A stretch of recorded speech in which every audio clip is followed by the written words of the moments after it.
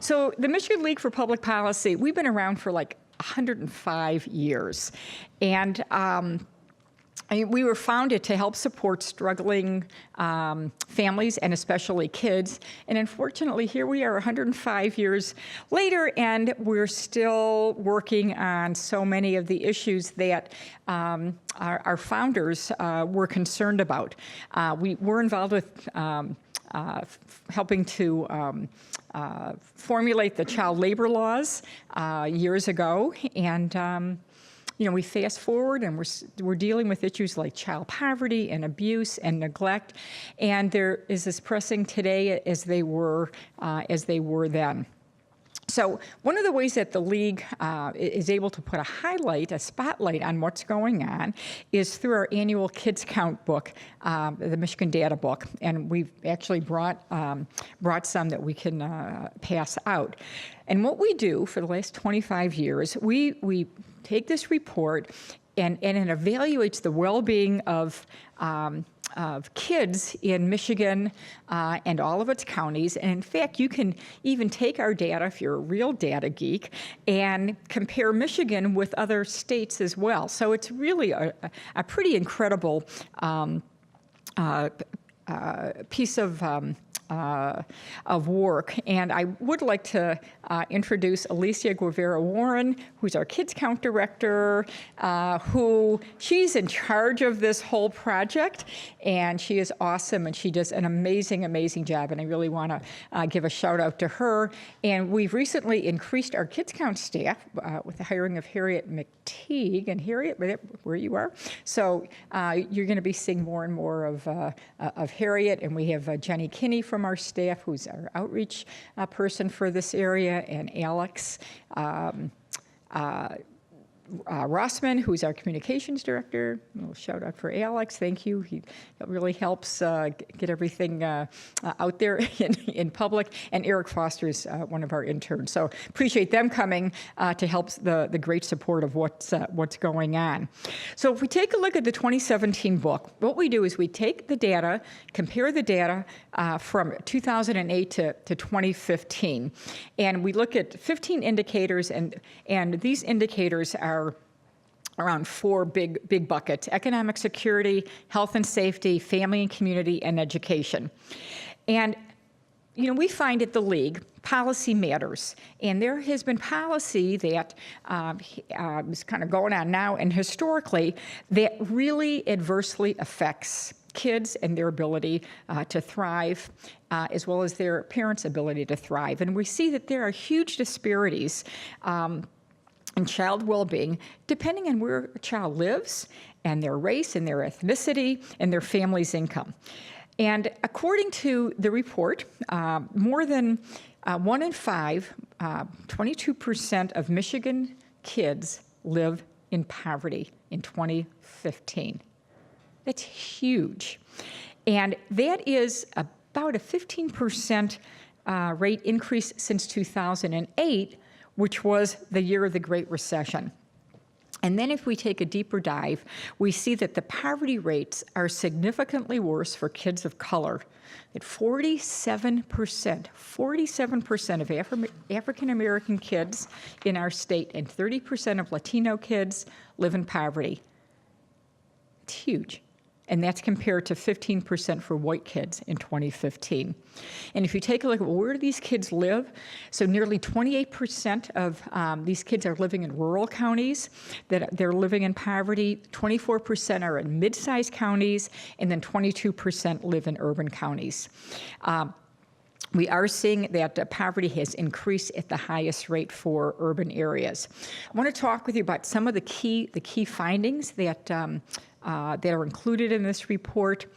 So if there is a working mom, let's say, who's working full-time at a minimum wage job, and she's got 2 kids, so a family of 3, at the end of the year, she's still making just under $1,700 below the poverty line each year.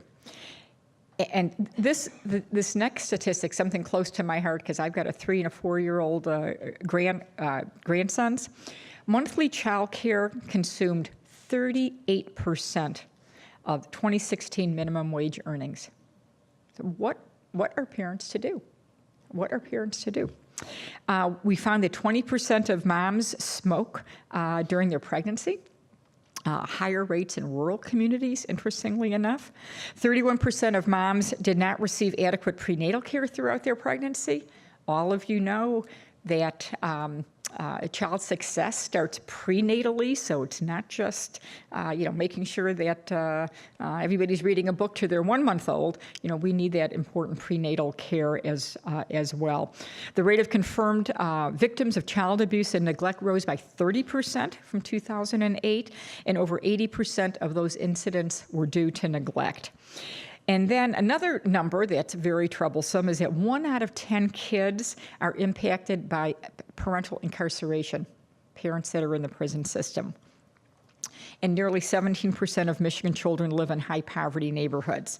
But the rate for African American kids is 55% and 29% for Latino children.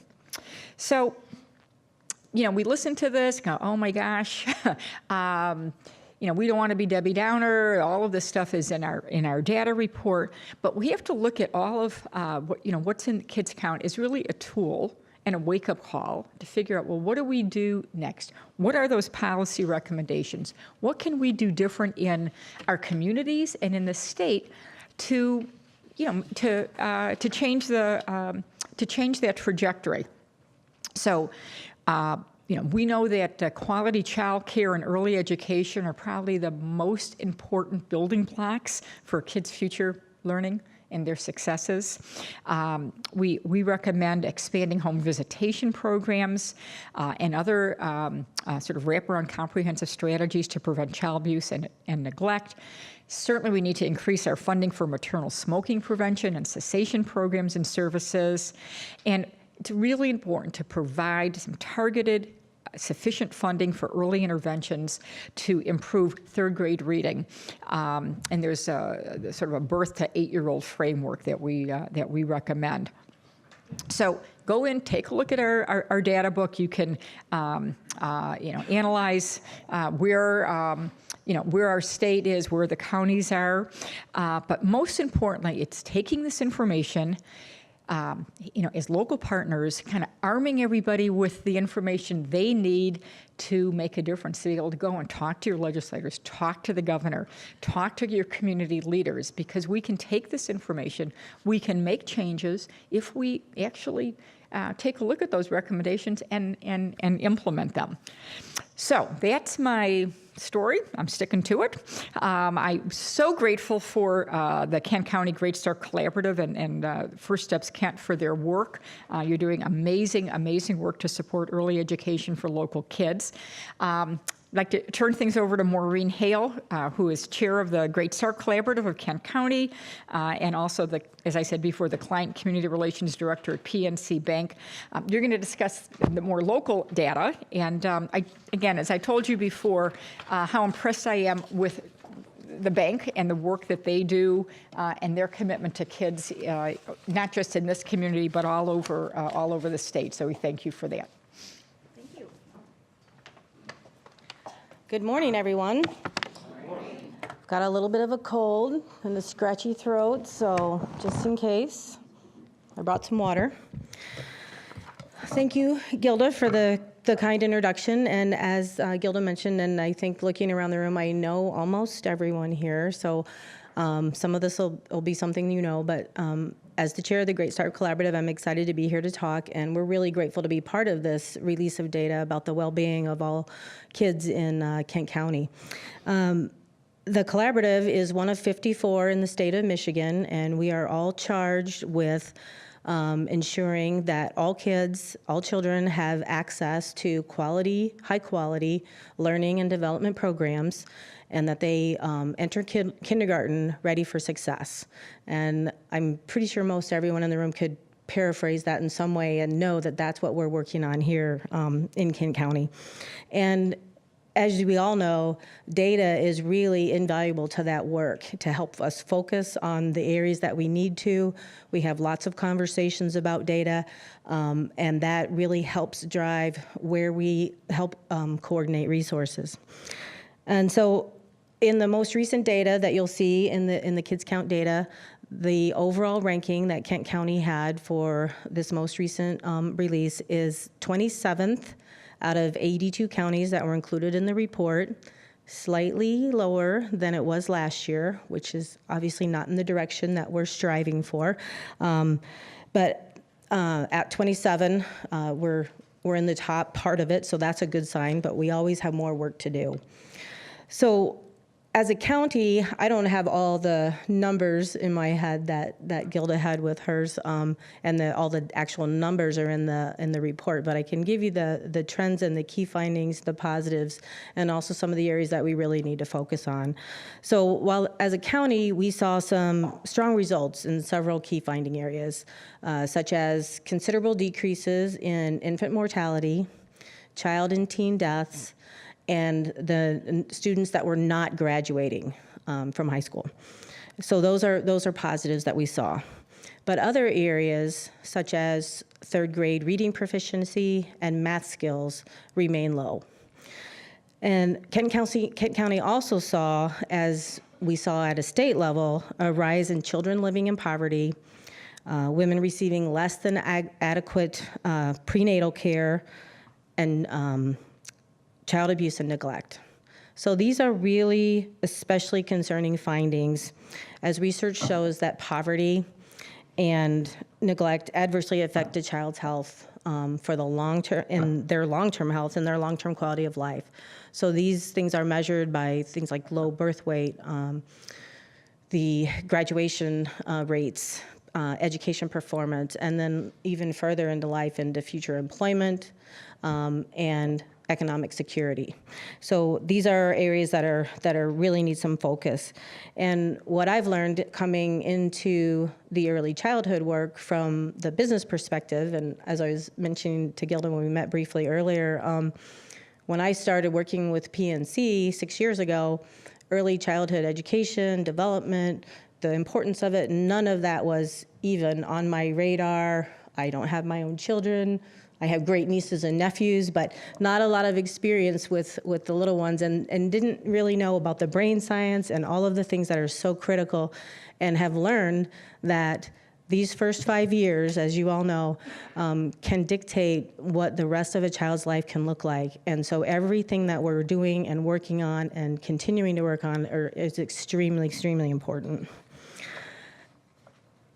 So at the these are the issues that we're working on and that we're focusing on, and we use all the information that we can to inform the work that we do as the collaborative, the Great Start Collaborative. And we really focus on aligning and coordinating resources that we in the county that we can, especially for families that are vulnerable and in need. And one of the main tenets or focuses that we have there is including the parent voice in all the work that we do. We have parents represented on all of our work groups in the collaborative. We have we incorporate that parent voice in everything that we do. And we have our Great Start Parent Coalition here in Kent County, which is a tremendous group, and several of you are here today, and you're going to hear from a couple of our parents. But this group really is focused solely on the parents of the children in our community, really seeking to increase their knowledge, their parenting skills, they're asking them for their input and participation in all the early childhood planning that we do throughout the county. So here with us today to share some insight from the parent perspective, we have Christina Donaldson, who I think is going to speak first, and then Anthony Queen, who will follow Christina. So thank you all for being here. Didn't need my water.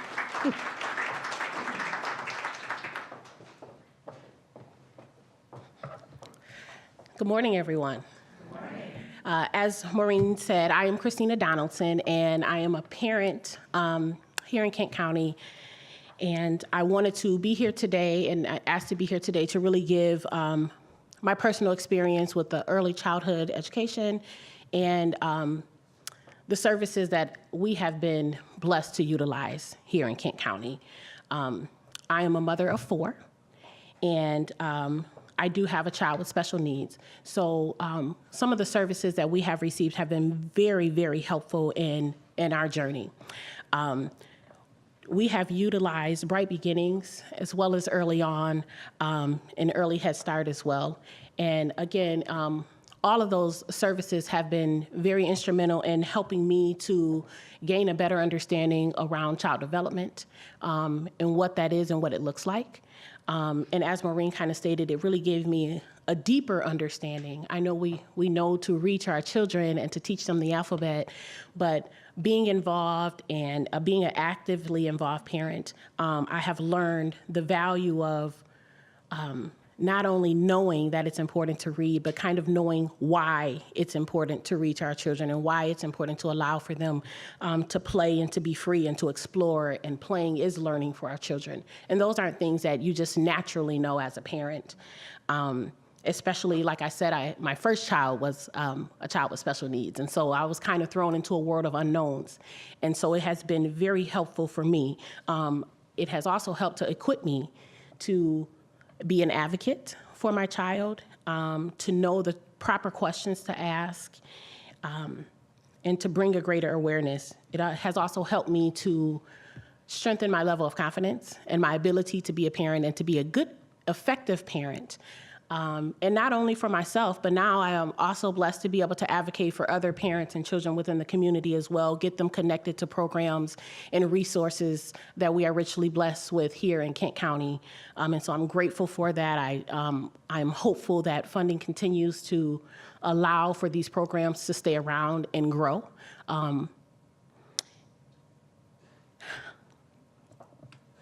Sorry, a little nervous for some reason. But again, early childhood education has been very instrumental for me and my family. And that's what I have for you today. So thank you.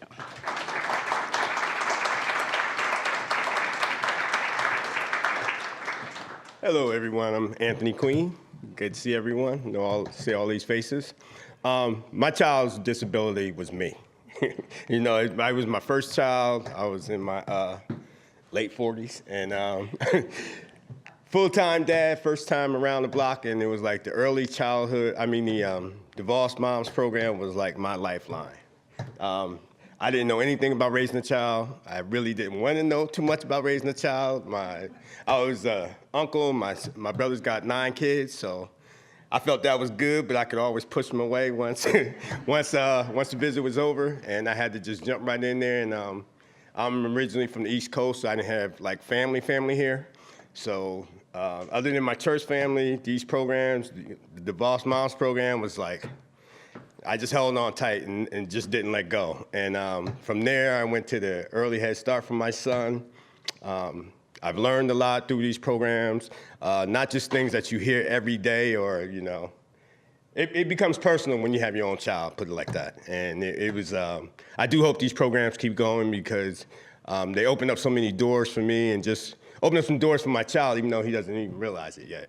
I'm proud to be up here and spreading the word about these programs, and I hope that they do continue. I want them to continue, and it's there if you want it. And I'm just gonna keep it short and brief. Thanks.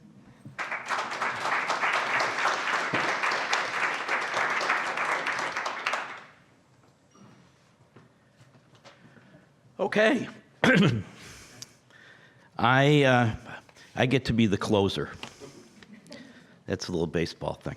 Okay. I'm Lou Chamberlain, and my day job is baseball, but I am privileged to be the co-chair as well of First Steps Kent, along with Kate Pugh Walters. And in that role, I have become totally immersed in the world of early childhood. And I've learned a lot. And I consider myself to be an advocate now. Thank you to Christina and Anthony. I think you can see how important the role and the commitment of the parent is in early childhood, and it's great to hear you guys, and we appreciate it very much. The numbers are obviously not where we would like them to be. we can do better. And I think we will do better. I think it's important to remember that there's a lot of great work going on in Kent County. There's a lot of amazing programs being staffed by amazing people doing amazing work. And it's important. We know that when we start with the youngest children, when their brains are just developing, as Maureen mentioned, that's where we can have the greatest impact and give our kids the best chance to succeed. The return on investment of early childhood programs is proven. This is one that you'll hear me say over and over. This is why the private sector business guy is so gung-ho about early childhood, because the return on investment is clear. What we hope to achieve in Kent County is a whole system of early childhood support programs that are aligned and sustained and that will deliver measurable results. The data is important. We need measurable results so that we can see that these programs are moving the needle. And that's what First Steps Kent was established to pursue. First Steps is focused on identifying opportunities for better alignment with these programs, seeking out new sources of funding when needed, and measuring the outcomes of the investments that our community makes to ensure that our early childhood programs are producing the results that the community wants and needs. We want to increase the number of children who have access to quality preschool. We want to ensure access to affordable quality childcare. We want to make sure that all kids in Kent County have access to a medical home. There's a lot that we want to do, and basically, and you've heard this before, we want to ensure that all of Kent County's children arrive at kindergarten ready to succeed in school and life. That sounds like a mission statement. That's because it is for First Steps. In so doing, we'll not only save community resources by investing early rather than intervening late when it costs a lot more money, but we'll also help create the workforce of tomorrow, which will drive Kent County's economy. So this is what we're talking about right here. You know what? They're looking at us and we're looking at them. But I think that's an important point, because it's all about the kids, but it's also about workforce development. It's also about economic development. And we've heard a lot about poverty this morning. You know, if we can break this cycle of poverty and drive our economy up, it's gonna raise all the boats. So, as I've said often, this is not only the right thing to do for our kids, but it's the smart thing to do for our community. Sustainable funding will be the key. And it's going to have to come from a continuum of funding sources. Philanthropy will continue to play a role, as will public sector investment from governmental sources. And we've already seen some of that. We're very appreciative of the investment that the state legislature has made in increasing the number of 4-year-old preschool slots. But there's a lot more that they can do, I think particularly in the area of childcare. There are also some new innovative funding techniques that I think can play a role, like social impact bonding. And we're watching those techniques very closely to see how we might be able to employ them in early childhood here in Kent County. But in the final analysis, everyone is going to have a role to play, because our kids are our future, they are our greatest resource, and they deserve our investment. And that's my story, and I'm sticking with that. And with that, I think we are concluded.